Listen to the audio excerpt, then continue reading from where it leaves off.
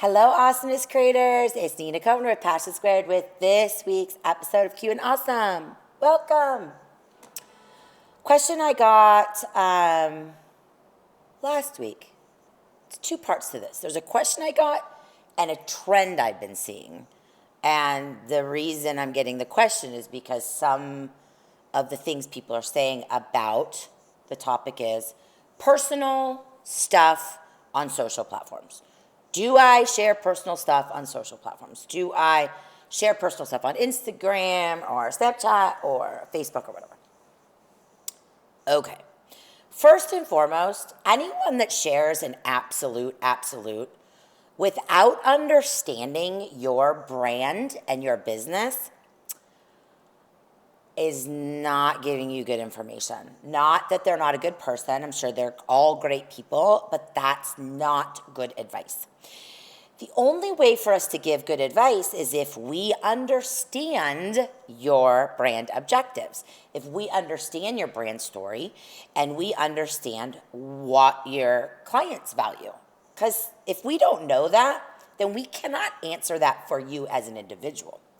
But I'll give you some thoughts around that question.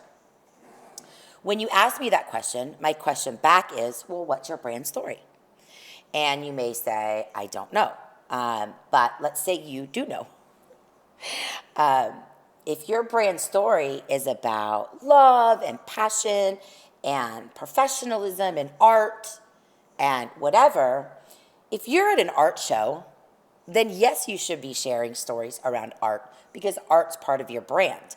If you paint on the weekends with your child, then yes, you should share that content as it's part of your story. As brand owners, we get to decide what's part of our story. And I have another episode of Q and Awesome about what content should I post, so be sure to watch that. But once we decide how we're going to tell that story, once we understand our story, and then we decide how we're going to tell that story, that's the answer. Whether it's personal or personal, the whole social web's personal, first of all. Whatever content's valuable to your client that resonates with your target audience, that resonates with your brand story, that's consistent with your brand story, that's what you should be posting. So that's how you should be sharing your story. So I'll give you an example of Passion Squared.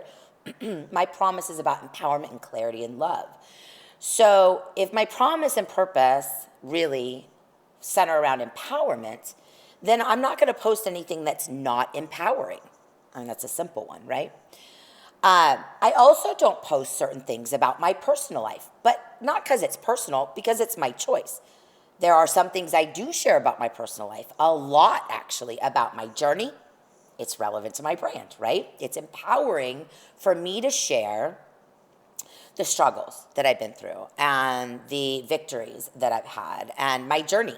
And how do I know that that resonates with my audience? Well, they respond. I get emails, I get shares, I get likes, I get comments, engagement, right? I build relationships based on those stories.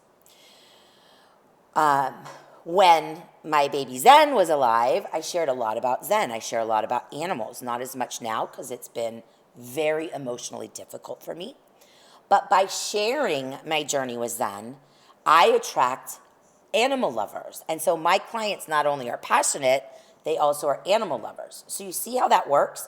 So someone could say, well, that's stupid, you shouldn't post your dog. And it's like, well, no, you don't understand my brand. You don't understand my target audience. So you can't tell me whether posting my dog is the right thing or not. But what you won't see, and I say this a lot, what you won't see is you won't see me dancing on a bar. Doesn't mean I don't dance on bars. I'm not saying whether I do or I don't. Doesn't matter.